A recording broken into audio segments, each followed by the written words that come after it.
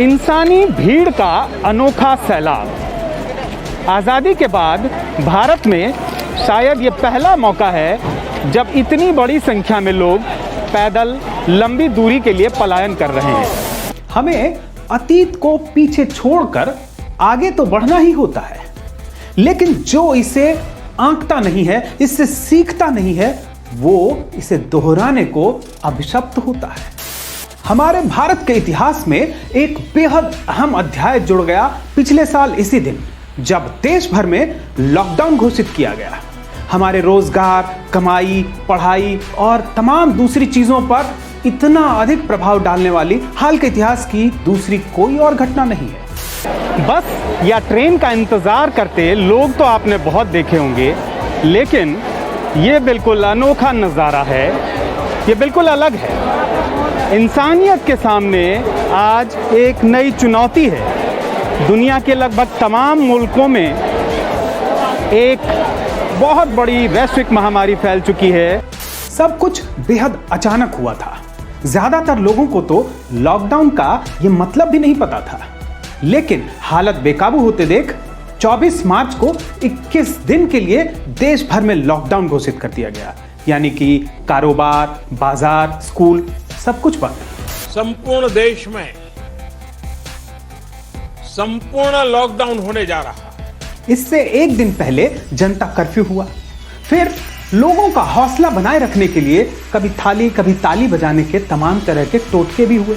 इस दौरान स्वास्थ्य कर्मियों से लेकर जरूरी सेवाओं में लगे लोगों के हौसले की तमाम कहानियां भी सामने आई।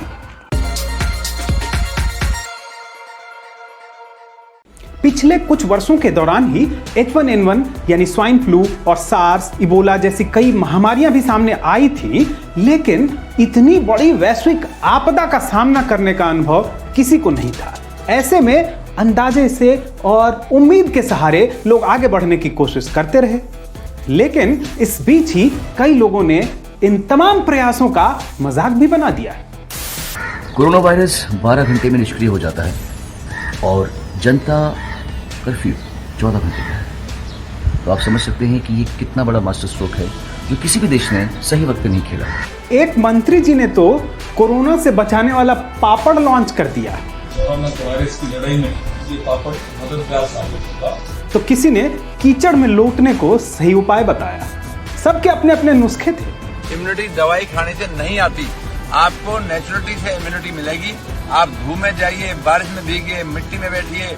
जब लॉकडाउन की घोषणा हुई उस समय तक 500 लोगों को कोरोना हो चुका था और आज 1,16,00,000 से ज्यादा लोगों को कोरोना हो चुका है। इसी तरह उस समय तक 50 लोगों की जान गई थी और आज 1.5 लाख से ज्यादा लोगों की जान जा चुकी है। तमाम आकलन बताते हैं कि ये दुनिया के सबसे सख्त लॉकडाउन में से था। इस दौरान एक तिमाही में भारत की अर्थव्यवस्था -24 तक नीचे चली गई। करोड़ों लोगों के रोजगार गए, लेकिन इस दौरान लोगों के साहस की कहानियां भी सामने आती रही। सबसे ज्यादा मार पड़ी प्रवासी मजदूरों पर। वायरस ने तो अमीर गरीब का फर्क नहीं किया, लेकिन हमने गरीबों को और ज्यादा लाचार और मजबूर बना दिया। इतने कम समय में ही कोरोना जैसी बिल्कुल नई बीमारी के टीके तैयार करके लोगों को लगाए जाने भी लगे। भारत में ही 4.5 करोड़ से ज्यादा लोगों को अब तक टीके लगाए जा चुके हैं।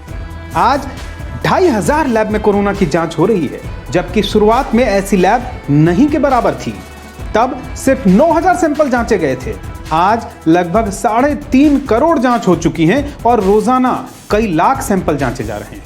अब आते हैं आज के सवाल पर। संभलने के बाद एक बार फिर से हम हालात को दोबारा उसी मोड़ पे ले जा रहे हैं। नए केसेस रिपोर्ट करने के मामले में फिर से हम दुनिया में तीसरे स्थान पे पहुंच रहे हैं। इसी तरह डेली पॉजिटिविटी रिपोर्ट में भी हम पिछले महीने के ही मुकाबले दुगुना पर पहुंच रहे हैं और वायरस का डंक भी कमजोर नहीं हुआ है। ये अब भी उतना ही घातक बना हुआ है। कुछ दिनों में यानी 1 अप्रैल से ही कुंभ की शुरुआत होने वाली है। पहले तय किया गया था कि इस दौरान डुबकी लगाने की इजाजत सिर्फ उन्हीं को होगी जिन्होंने कोरोना का टेस्ट कराया होगा, लेकिन फिर तीरथ सिंह रावत मुख्यमंत्री बने और उन्होंने कह दिया कि कोरोना वायरस आस्था को क्या हराएगा और इस टेस्ट के नियम को हटा दिया। अब वो खुद ही इस कोरोना वायरस से संक्रमित हैं। गनीमत इस बात की है कि उनके संक्रमण का समय से पता चल गया, क्योंकि कुछ समय बाद ही वो दिल्ली आकर पीएम से मुलाकात करने वाले थे और इससे ठीक पहले उन्होंने कुंभ के सिलसिले में बड़ी संख्या में साधुओं से भी मुलाकात की है। मैंने कहा कि कोई रोक टोक नहीं, जनता को आने दीजिए। 12 साल पहले वो तय करते कि हमको कुंभ नहाना है। इस लॉकडाउन के बाद से अब तक बहुत कुछ बदल चुका। हमने घरों से ही काम करना सीख लिया। एक बाबा ने कोरोना किट के नाम पे करोड़ों कमा लिए। दुनिया भर में लोग हाथ मिलाने की बजाय नमस्ते करना सीख चुके हैं। हम बिना सिनेमा हॉल गए मनोरंजन करना सीख चुके हैं, जूम पर क्लास करना सीख चुके हैं और महामारी विज्ञान से जुड़े बहुत सारे कठिन शब्दों के मतलब भी हम सबको आ गए हैं। खैर, मतलब की बात तो इतनी है कि हर आपदा अपने साथ एक सबक और सीख लेकर आती है। इस महामारी के बाद हमने अपने स्वास्थ्य ढांचे को मजबूत करने के लिए कितने प्रयास शुरू किए। अपना आकलन आप खुद कीजिए और अपने नतीजे पर पहुंचिए। आपका आकलन जो भी हो, कमेंट बॉक्स में हमें जरूर बताइए। बात सॉलिड लगी हो तो लाइक का बटन दबाइए, अपनों के साथ साझा कीजिए।